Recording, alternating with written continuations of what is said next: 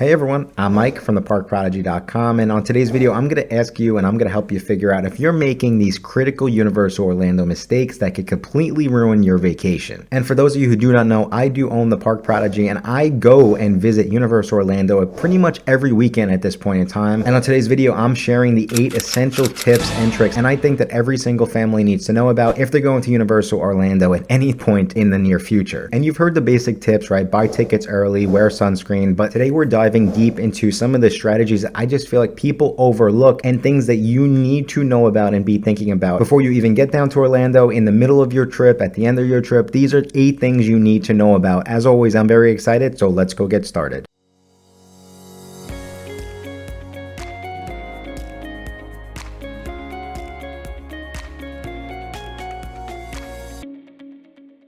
Okay, in at number 8, and this is something that's so very, very important this year and moving forward with the opening of the brand new park, Epic Universe, but I would say make sure that you have a rain plan for your parks. And so when we start to look now at the Universal Orlando parks and kind of making sure that you're getting the most out of your trip, you do have to be mindful that over in Epic Universe, 7 of the 11 rides are outdoors. Over at Islands of Adventure, 10 of their rides are outdoors as well. So as you're getting closer to your trip, maybe even the week of, if you have a multi-day ticket, be familiar and be aware that a multi-day ticket will give you a window to use your admission days. So if you can pivot some stuff around to try to avoid, a rain out, use it to your advantage. And the reason why I'm even talking about this is rain is so common in Orlando and we see it constantly. And one of the biggest kind of pet peeves that a lot of people have been talking about online when it comes to Epic Universe is how often those outdoor rides have gone down for bad weather. So what I would say is just be prepared for this. Make sure that you do have a game plan for those outdoor rides. And if you can, I would always lean towards going to Universal Studios Florida during, let's say, a rainy day as opposed to going to Islands of Adventure or Epic Universe, because Universal only has 2 outdoor rides compared to the other parks. And even looking past the theme parks, if you are just kind of planning a day to hang out at the hotel pool, but it is going to be a little bit rainy, just don't forget that City Walk has a movie theater and also an escape room that you can kind of go and keep the family busy. Okay, over to number 7, and this one's kind of tying into trying to get the most out of your day or even kind of making sure that you're feeling great throughout the day. And we would say know the park shortcuts and kind of how to game the system. So one of the most important things is, like I just spoke about the rain in Orlando, but of course when you're visiting Florida comes the hot Florida sun and those really hot days in the parks. One of the great tips and tricks that we love is to use the shortcuts through the shops near the entrances, and really kind of as you're exiting out, maybe you're doing a park to park ticket and you're going over to Islands of Adventure, walk through the shops because it will help you cool down, but it also can be quicker than walking through the crowded walkways. And I would say throughout the day, don't use that. Even if you're not going to buy anything, hop into the shops just to get out of the hot Florida sun and cool down a little bit. But now moving over to like how to kind of get the most out of your day, there are also certain shortcuts in the parks that you could take advantage of to try to get on those rides a little bit quicker. So moving over and starting in Epic Universe, there's a shortcut in Super Nintendo World where instead of kind of going to where the main escalators will take you up, there is a second entrance to the right of those escalators where you can pretty much just walk onto the ground level of Super Nintendo World. And essentially this will allow you to avoid taking the escalators up and then having to take those stairs back down. And this is really going to be helpful for those guests who are only looking to do, let's say, go back to Donkey Kong and do Donkey Kong Minecart Madness, or if you're looking to start your morning, maybe you're trying to do Yoshi, just keep that in mind. There is a quicker way to those rides. And now moving over to Islands of Adventure Park, to the left of Seuss Landing, there actually is a faster little route to get over to the Lost Continent. So when you're walking into Seuss Landing, if you can go to the left, we would say just go to the left and there's a little shortcut there. And then once you get within the Lost Continent, there's now a shortcut that will take you over to the Jurassic Park section, specifically over to the Velocicoaster. And then once you're in the Jurassic Park section, there's actually also a shortcut where instead of walking around the Jurassic Park section, you can climb the steps in the Discovery Center to get up to the top area of the Jurassic Park section of the park. A great one over in Universal Studios Florida would be the bridge area connecting the Diagon Alley section and bringing you over to Springfield if you're skipping the Men in Black ride. And then I would also say that guests kind of overlook which hotel that they're staying at, but there can be shortcuts and ways to get to the parks quicker depending on the hotel you're staying at. So of course the obvious at this point in time is going to be Helios Grand Hotel, which does have an entrance taking you into Epic Universe, and of course that's going to be a game changer for guests trying to get in for early park admission. But there's also parks that are going to be easier access to walk to. So some of them that come to mind are of course going to be the Hard Rock is the closest hotel to walk to Universal Studios Florida, so keep that in mind for Halloween Horror Nights. And then also the Royal Pacific Hotel is going to be closer to walk to get over to Islands of Adventure. And another important one that you do have to be mindful of is the Hogwarts Express. So the Hogwarts Express can be the best shortcut in between parks to take you from Islands of Adventure over to Universal Studios Florida. But I would say keep an eye on what time the parks are closing. If Universal Studios Florida is closing at 5 o'clock and Islands of Adventure open up a little bit later, if you're going on the Hogwarts Express at 5 o'clock, it's going to be a pretty substantial line. It's going to be quicker to just walk over to Islands at that point in time. Over to number 6, and we would say be familiar with the Coke Freestyle Cup and then just the machines around the parks, which can also give you free cold water refills throughout the day. So we've spoken about the Coke Freestyle Cups in the past, but essentially the way they work is for a flat fee, you can get, unlimited refills throughout the day. And it is a great way for everyone to get that soda fix in throughout their trip at a really affordable price, and you can save some money. But the other really cool thing here and the tip and trick is keep an eye on the screens, as sometimes you'll see a vault icon like over at the Minion Cafe, and by drawing a U for Universal, you can sometimes unlock a secret soda flavor. But another mistake that I kind of see some families make is that the freestyle machines are not available. They're not in the Wizarding World of Harry Potter. So if you are going into that section of the park, make sure that you do refill your cup before you get over there to make sure you're getting the most out of it. And also, if this is not your thing, like I said, you can use it for just free cold water refills, but Universal also allows guests to bring some bottled water into the park. So it's a 2-liter per guest maximum, but you can bring your own bottled water into the parks. Okay, over to tip and trick number 5. And this is just a fun one because I kind of always get my butt kicked on Men in Black Alien Attack. No matter who I'm with, for some reason, I just cannot win at this ride. So what I'm doing is I'm trying to give you a little bit of an edge. If you're watching this video, you're doing the right thing. You're trying to be prepared for your Universal Orlando vacation. I'm going to give you some bragging rights for your family, and I'm going to give you how to boost your score on Men in Black Alien Attack. So one of the easiest ways is to keep your finger on the trigger the entire time. So every 10 shots earns you 1,000 points. So this is one of the easiest ways to get the most out of this ride. Also, aim for small targets like the aliens in the windows or the eyes in the walls. And another really important one is to sit on the side seats for better angles, and then focus on one high value target instead of switching back and forth. And another really cool one that I was surprised at during my research is that the red track is actually the harder one, but it can yield you higher scores. Okay, over to number 4, and this is something that I would always do when visiting Universal Orlando, and I would always show up early for early park admission. And if that's not your thing, then you have to stay a little bit later at night and make sure that you're in the parks until park close, because this is really how you're going to get the most out of your vacation. So when it comes to taking advantage of early park admission, you're typically going to be able to try to get some of the heavy hitters out of the way with lower wait times compared to just later in the day. But like I said, if that's not your thing, if you missed out on early park admission, then you have to try to wait a little bit later at night, as we will see wait times fall back a little bit later in the evening. So some of the big ones at this point in time anyway are Mario Kart Bowser's Challenge over at Epic Universe, which typically will see around 133-minute wait around noon, but they can drop off to 25 minutes at 9 p.m. We also seen Harry Potter and the Forbidden Journey at Islands of Adventure Park be around the 40 to 45-minute wait. It will drop down to around the 19-minute wait later at night. But some of the things that I always see on my videos is people tell me that I'm crazy for telling folks to show up an hour before early park admission starts, because you could just hop on that line later at night and you'll get a really low wait time for Hagrid's later in the evening. When I just looked at the data for 2025, and Hagrid's average wait time at 9 o'clock in the morning was 91 minutes, and then at 8 o'clock at night it was 89 minutes. So again, my tip and trick here is to take advantage of early park admission if you can, and be prepared and understand how to get the most out of early park admission. And if you need more, go and watch some of our other videos, as we do have a lot of info on making sure you get the most out of your day. Over to number 3, and I would say,